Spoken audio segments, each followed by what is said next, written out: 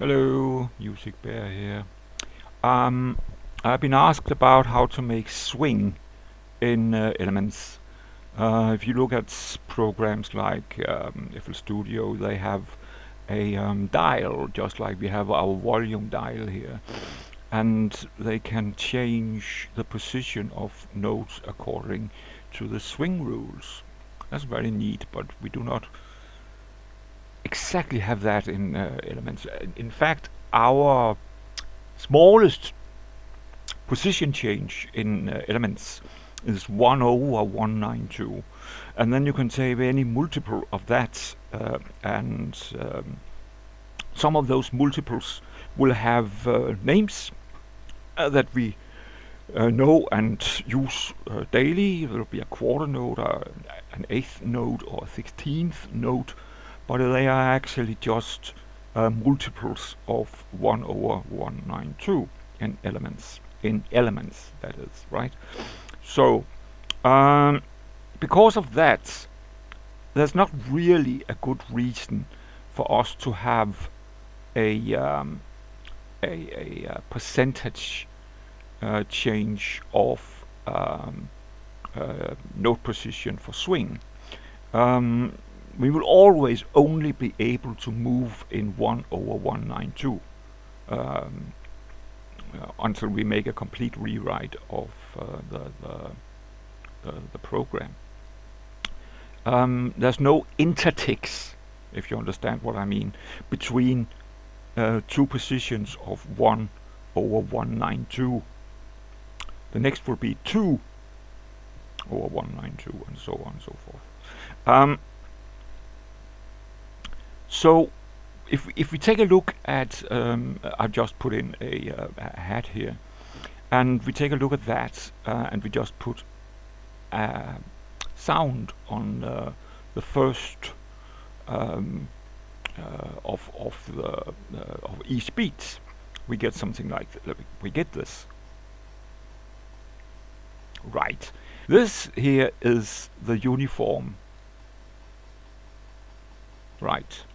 Now let's just look at one beat, because that is how we are going to construct our swing. We have a sound on the first and the third of the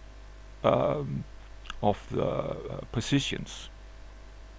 First and third is also known as the important ticks.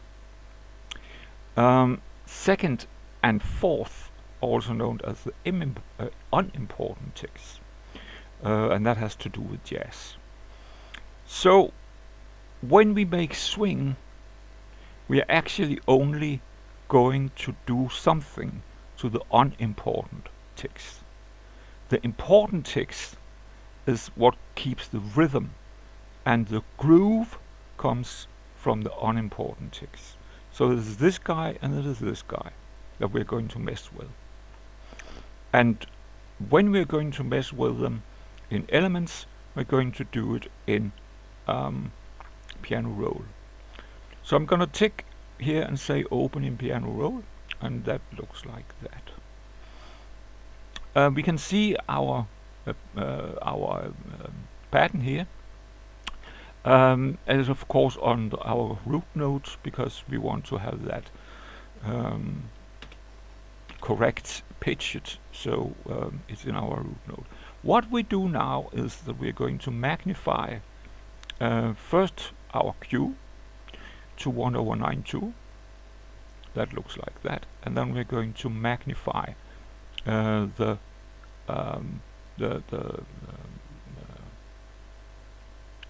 screen magnification, so we get it like this, and we are going to zoom into the I'm just holding control and rolling mouse wheel, and now we have this. I would like to see the is down there. Fine. See, these are the unimportant beats position. If we had the well-known grid for 16th, it will of course look like that. I have magnified everything as much as we can, and now we can see the individual ticks, and just have to change to this here now. We now then need to put in a normal node like that, because we want to be able to manipulate them, and we can then delete this guy here. I just mark everything and I move the normal node down to the position where I had them in the beat. Right. I keep them selected, and I can now swing them. They are the unimportant notes, and moving them one tick at a time, like that. Now they are swung. That is as simple as it is. Those notes are in a swing position. We move them 2 ticks. We can move them back to their normal position. Now we can go back to the grid of 116, and we could put in the first and the third. And we can then go back into our 192, and we can swing the second. Might as well mark them. So I hold my mouse over them, I hold control, and I then I hold control and shift, and I can take that guy too. Now I can move them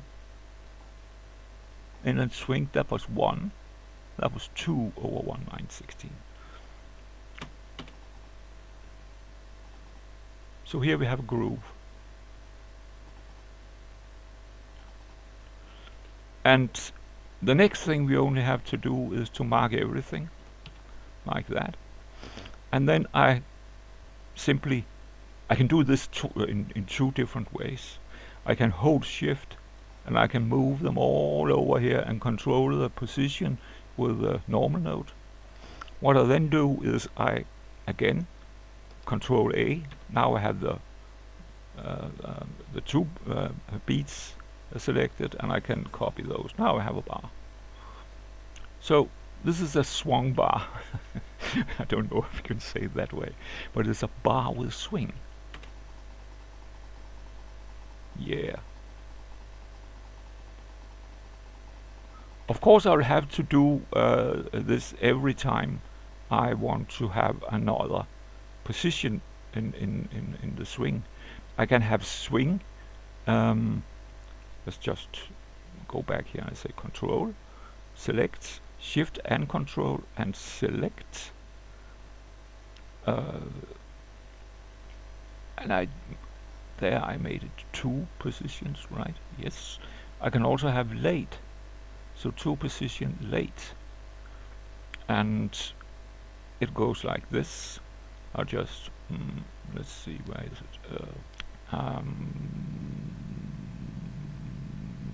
Yes. Then it goes with a late position of swing. Go away. That's another. We can take here, we can try different styles. I just, again, control, shift, and then shift. We can add a little bit more. We can hear another. This is going to be a lot of swing.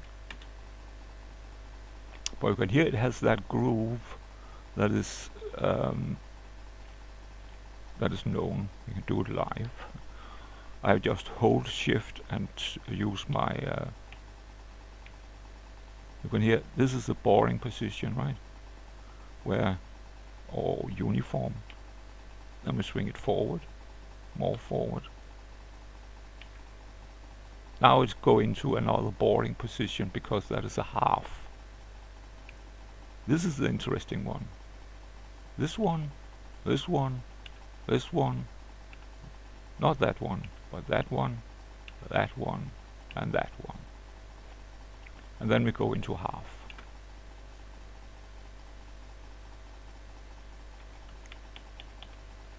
So you can see that we have these 6 position of swing in elements that we can easily make just using our